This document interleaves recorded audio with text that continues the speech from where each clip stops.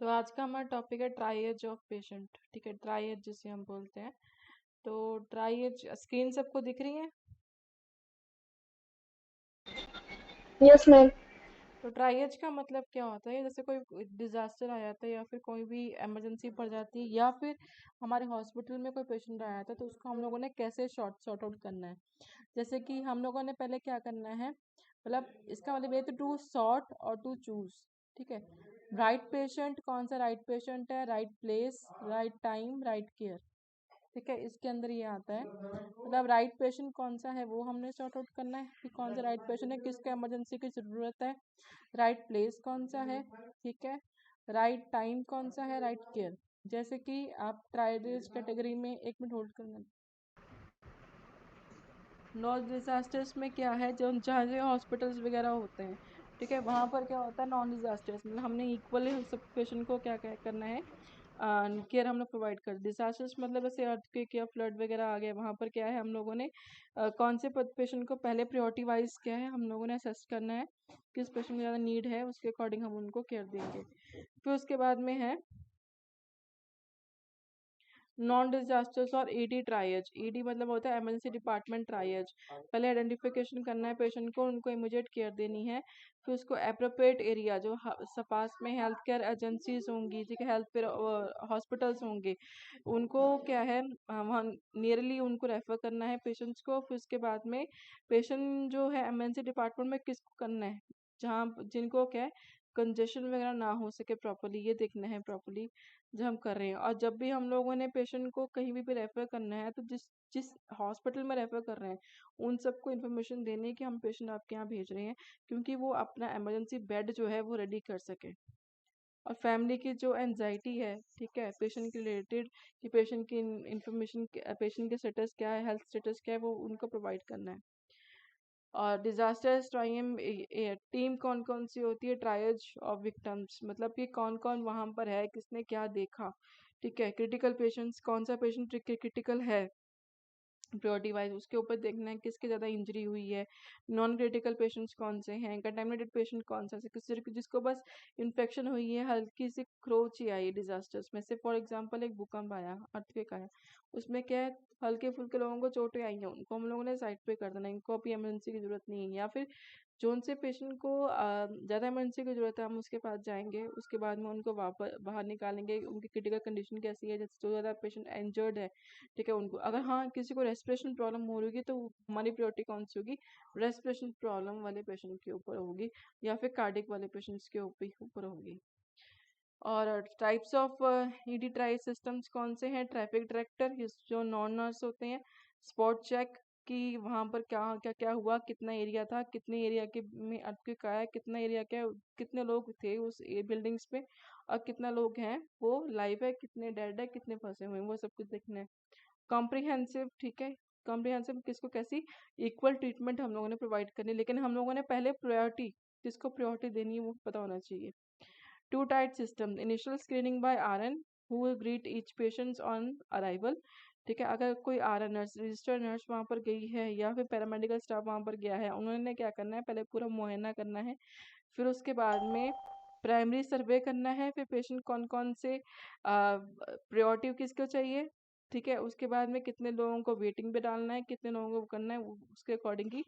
और उसके बाद में अपने जो स्टाफ मेंबर्स जो उनके साथ गए उनको डिवाइड करना है टास्क के अकॉर्डिंग, कि जो माइनर को भी देख सके, मेजर को भी देख सके, और सीवियर पेशेंट्स को भी देख सकें। ट्राइज लेवल रिससिटेशन, हम लोगों ने अगर पेशेंट को रेस्पिरेटरी या कार्डिक प्रॉब्लम है, कार्डिक अरेस्ट किसी को रेस्पिरेटरी प्रॉब्लम है, तो उसको सीपीआर देना शुरू कर देना है। इमरजेंसी डिपार्टमेंट में पेशेंट को भेजना है।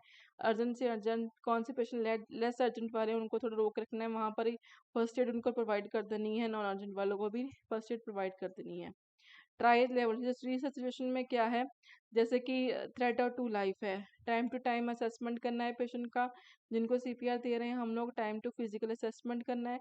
कार्डिंग रेस्पिरेटरी अरेस्ट होंगे उसको हम देंगे सीपीआर। मेजर ट्रॉमा जिसको होगा उसको हम लोग अंडर ऑब्जर्वेशन रखेंगे। एक्टिव सीजर्स, जिसको बार बार क्या सीजर आ रहे हो, फिट पड़ रहे हो, जैसे कि वो नीचे दब गया, उसका हेड आ गया, ठीक है, हेड इंजरी हो गई किसी पेशेंट को, या फिर पेशेंट को शॉक हो गया, स्टेटस अस्थमेटिक, मतलब क्या है वहीं पर उसको अस्थमा के अटैक्स हो रहे हैं, पहले नहीं थी प्रॉब्लम लेकिन ऑन द स्पॉट होने लगी है, तो उस पेशेंट्स को भी हम लोगों ने अपना रिससिटेशन देना है। इमरजेंस मतलब क्या होगा, लाइफ थ्रेट टू लाइफ, जैसे कि लिम्ब और जो फंक्शंस होंगे अगर वो प्रॉपर नहीं कर रहे तो फिजिशियन नर्स ने इमीडिएटली एक्शन लेना है फटाफट। ये नहीं कि उसके वो पूछने में टाइम वेस्ट कर रहे हैं, फिजिशियंस को लेस देन 15 मिनट्स पे अपना एक्शन जो है या फिर ट्रीटमेंट है वो स्टार्ट करना है। डिक्रीज अगर वो नहीं करेंगे तो क्या होगा, decrease level of consciousness, swear respiratory distress patient को होगा, chest pain with cardiac suspension, overdose, swear abdomen pain हो जाएगी, GI bleed with abnormal vital science और केमिकल एक्सपोजर टू आइज। ये सारे पेशेंट्स जो हैं इनमें कॉम्प्लिकेशन भी आ सकती है, और ये वाले पेशेंट जो है जिनको ये प्रॉब्लम्स हो रही हैं उनको हम इमरजेंट कंडीशन में रखते हैं। अर्जेंट अर्जेंट में कौन कौन से होंगे पेशेंट्स, इनके लिए हम लोग क्या है लेस देन 20 मिनट्स, इनके 20 मिनट्स हम लोग इस पे ले सकते हैं, या 30 मिनट्स आधे घंटे का ले दे सकते हैं। जैसे head injury without decrease of level of consciousness but with vomiting, patient को हेड इंजरी हुई है लेकिन वो कॉन्शियस है, ठीक है, और पेशेंट लेकिन वॉमिटिंग कर रहा है, उनको हम लोग लेस देन 20 मिनट्स में, और लेस फिजिशियन जो है लेस देन 30 मिनट्स पे अपना एक्शन स्टार्ट कर देगा। और कौन कौन से पेशेंट है, माइल्ड और moderate respiratory distress, GI bleed not actively bleed, acute साइकोसिस, इन पेशेंट्स को हमें लेस देन 20 मिनट्स में जो है एक्शन में लेके आना है। लेस अर्जेंट कौन कौन से है, इनको टाइम कितना करना है, लेस देन 1 आवर हम लोग इस पर टाइम दे सकते हैं। फिजिकल असेसमेंट लेस देन 1, ऐसे कौन कौन से आते हैं, head injury alert no vomiting, मतलब क्या हेड इंजरी हल्की सी है लेकिन पेशेंट अलर्ट है और उसको वॉमिटिंग नहीं हो रही है, चेस्ट पेन अगर किसी को पेशेंट हो रहा है लेकिन उसका क्या रिदम ठीक है, बीपी ठीक है, ईसीजी ठीक है, ठीक है, तो उसके हम लोग लेस देन 1 आवर में क्या है ट्रीटमेंट ले सकते हैं उसको। No distress, no cardiac suspense, depression with no suicidal attempt, ये किस में है, लेस अर्जेंट में आते हैं। और नॉट अर्जेंट में क्या हम लोग more than the nurse for time and physician assessments more than 2 hours, minor trauma so throat with temperature less than 39।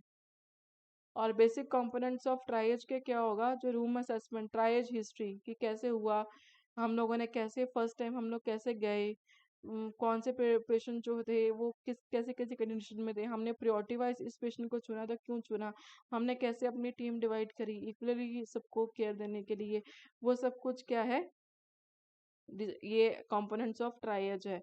या फिजिकल असेसमेंट हम लोगों ने कितने, जैसे मैंने पढ़ा कि अर्जेंट रिससिटेशन में और अर्जेंट में इमरजेंसी में कितना टाइम देना चाहिए हर पेशेंट्स को, तो वो कितना कितना टाइम हम लोगों ने दिया, डिसीजन क्या था हमारा, ठीक है। और उसके बाद में अक्रॉस द रूम असेसमेंट में identify the obvious life threatening condition general appearance, जैसे पहले हम लोगों ने किस पे फोकस देना है, हमारा पहले एयरवे वाले पेशेंट्स को जिनको एयरवे की प्रॉब्लम हो रही हो, ब्रीथिंग की प्रॉब्लम्स हो रही हो, सर्कुलेशन, देन न्यूरोलॉजिकल, ठीक है, ये सब कुछ हम लोगों ने जनरल अपीयरेंस में सब कुछ ये सब कुछ क्या देखना है।